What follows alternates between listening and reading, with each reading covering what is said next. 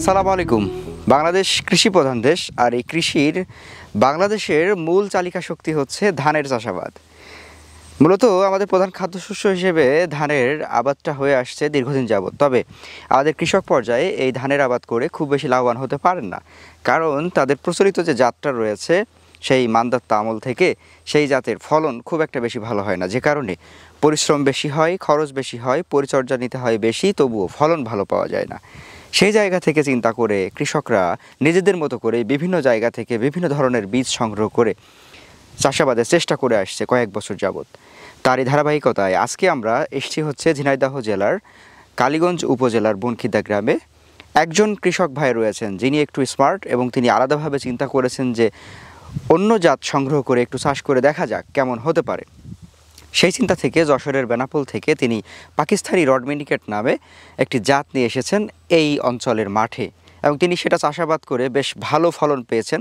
দীর্ঘ প্রায় 2-3 বছর যাবৎ তিনি এটা চাষ করে আসছেন। আজকে ওই ভাইটির সাথে কথা বলে আমরা সেই পাকিস্তানি রড মিনিকেটের কেমন ফলন হয়, কেমন চাষাবাদের নিয়ম এবং তিনি গত কয়েক সিজনে কেমন ফলন পেলেন সে বিষয়ে একটি তথ্যচিত্র উপস্থাপনের চেষ্টা করব সাহেব আলীর ক্যামেরায়। আশা করছি পুরো অনুষ্ঠান জুড়ে সঙ্গে থাকবেন এবং উপভোগ করবেন আজকের এই দারুণ সচিত্র। চলুন শুরু করা যাক।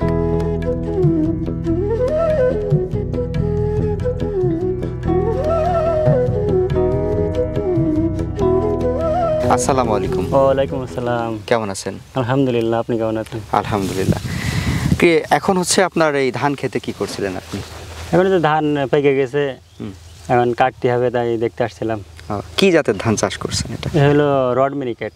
রড মিনিকেট, আচ্ছা যাই হোক, রড মিনিকেট এটা নতুন একটা নাম শোনা যাচ্ছে।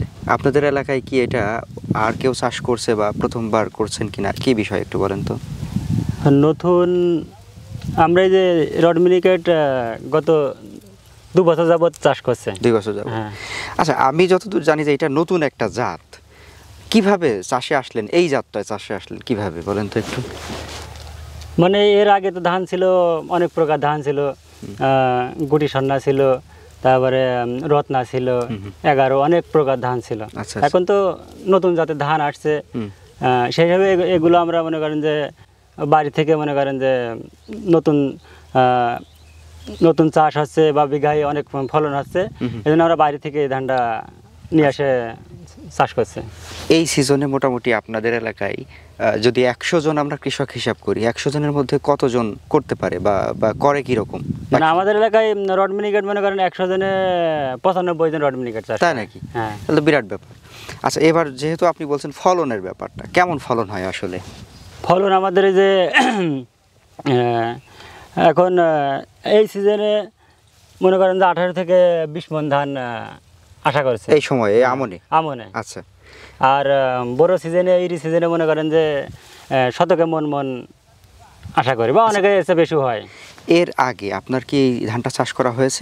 আমি গত 2 বছর যাবত রড মিনিকেট চাষ করছি। কেমন ফলন পেয়েছিলেন সেখানে?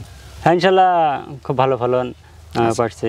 প্রচলিত যে ধান, আপনাদের এলাকাতে যে প্রচলিত ধানের জাতটা, সেই জাতগুলোতে কেমন ফলন পাওয়া যায় আর এইটাই কেমন হয়, মানে যদি আমরা একটু তুলনা করি দুইটার?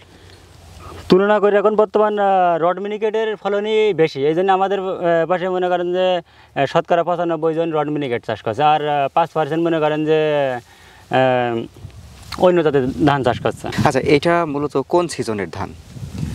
এটা মূলত ইরি সিজনেরই বেশি প্রাধান্য পায়। ইরি সিজনে অনেকটা ফলন হয়, মানে বড় আর কি। হ্যাঁ, বড় সিজনে অনেক ফলন হয়, আর এই সিজনে মনে করেন যে ইরির মতো ফলন পাওয়া যায় না। আচ্ছা, এই সিজনে দেখা যাচ্ছে কম পাওয়া যায়। এই সিজনে মনে করেন যে ওই যে 18 থেকে 20 মণ আশা করা যায় 33 শতকে। আর যদি আমরা বড় বা ইরি যেটা ওইটাতে যদি করি, তাহলে 33 শতকে আমরা 33 শতকে আশা করা যায় 33 মণ বা তার চেয়ে বেশিও হয়। মানে আমরা সহজ কথায় শতকে 1 মণের মতো পাবো, এই তো? আচ্ছা, রড মিনিকেট আপনি এটা বলছেন হচ্ছে পাকিস্তানি রড মিনিকেট, তাই না? হ্যাঁ। আচ্ছা, তার মানে এটা হচ্ছে সম্ভবত বাইরের একটা জাত। হ্যাঁ, তো সেই জাত হিসেবে এর ধানের কোয়ালিটিটা কেমন পেলেন, যে সচরাচর যে ধান তার সাথে কোন ধানের সাথে মিলে, বা ধানের কোয়ালিটিটা কেমন? রড মিনিকেট ধানটা খুব সুন্দর, এবং যেমন 28 ধান দেখতে যেমন লম্বা কোয়ালিটির, এই রড মিনিকেট 28 ধানের মতো এরকম। এবং এই চাউলটাও খুব চিকুন এবং লম্বা, আর খেতেও খুব সুন্দর। আচ্ছা। মানে আমাদের এলাকায় যে শতকরা 95% আমরা রড মিনিকেট চাষ করি এবং শতকরা মনে করেন 95 জনই এই রড মিনিকেট চালের ভাত খাওয়া হয়। চালের ভাত খায়। ও আচ্ছা আচ্ছা। তাহলে দর্শক, আমরা আজকে এমন একটা জায়গাতে দাঁড়িয়ে আছি, আপনারা দেশের বিভিন্ন প্রান্তের থেকে হয়তো আমাদের ভিডিওটা দেখছেন। তো আমরা এমন একটা জায়গাতে দাঁড়িয়ে আছি যে যশোর ঝিনাইদহ কেন্দ্রিক এই জায়গাগুলোতে ম্যাক্সিমামই এই রড মিনিকেটের চাষাবাদ করা হয়। যারা হয়তো রড মিনিকেট সম্পর্কে জানেন না, তারা আসলে এই ব্যাপারটা হয়তো বুঝতে পারবেন না। তবে যদি আপনি যশোর বা ঝিনাইদহ জেলার যে কোনো গ্রামগুলোতে যান, মাঠগুলোতে যান, তাহলে দেখতে পারবেন যে রড মিনিকেটের চাষাবাদ হচ্ছে। আর আমরা আজকে দাঁড়িয়ে রয়েছি ঝিনাইদহ জেলার কালীগঞ্জ উপজেলার বনখিদ্দা গ্রামে। আমরা একজন কৃষক ভাইয়ের সাথে কথা বলছি। আচ্ছা, তাহলে আমরা আপনার সচরাচর যে প্রচলিত ধান, সেই ধানের সাথে এটা তফাৎ করলে এটাকে আপনি বেশ এগিয়ে রাখছেন। হ্যাঁ। আচ্ছা, সেই জায়গা থেকে দাঁড়িয়ে বাংলাদেশের অন্যান্য জায়গায় এই ধানটার অতটা প্রচলন নেই। আপনি কি মনে করেন, যারা আধুনিক কৃষক রয়েছেন, আপনারা আবার মতো যারা কৃষি নিয়ে কাজ করছেন, তাদের সবার কি এই নতুন জাতের ধানের চাষাবাদ করা উচিত হবে কিনা, কি মনে করেন? হ্যাঁ, এটা আমি যেহেতু আমাদের এলাকায় এই ধানটা খুব ফলন পাচ্ছে আমার এলাকার কৃষকরা, আমি চাই যে আমরা যেহেতু কৃষক, আমার সারা বাংলাদেশে যেসব কৃষক বন্ধুরা আছে তারাও যেন এই ধান চাষ করে বেশি ফলন পায় বা লাভবান হতে পারে। আচ্ছা, নতুন ধান হিসেবে এটার আসলে বয়সকাল কেমন পেলেন, জীবনকালটা কেমন? মানে এই ধানটা আমরা যখন চারা রোপণ করি, তখন মনে করেন যে 20 থেকে 25 দিন চারা উৎপাদন লাগে। চারা মানে রেডি হতে? হ্যাঁ, চারা রেডি হতে লাগে। এবং তারপরে আমরা যখন জমিতে রোপণ করি, তখন মনে করেন যে 110 থেকে 20 দিন সময় লাগে। মানে সময় ভেদে, মাটি ভেদে একটু ওঠানামা করে। তারপরে 2-5 দিন অনেক সময় অনেকের কিছু আগে ওঠে। তারপরে আমরা টোটাল কতদিন ধরবো আনুমানিক? টোটাল আমাদের 135 থেকে 40 দিন এরকম সময় লাগে। 135, তার মানে বলা যায় যে মোটামুটি একটা এভারেজ সময়। এভারেজ। তাছাড়া অনেকের 2-5 দিন আগেও উঠে যায়, আর 2-5 দিন পরেও ওঠে।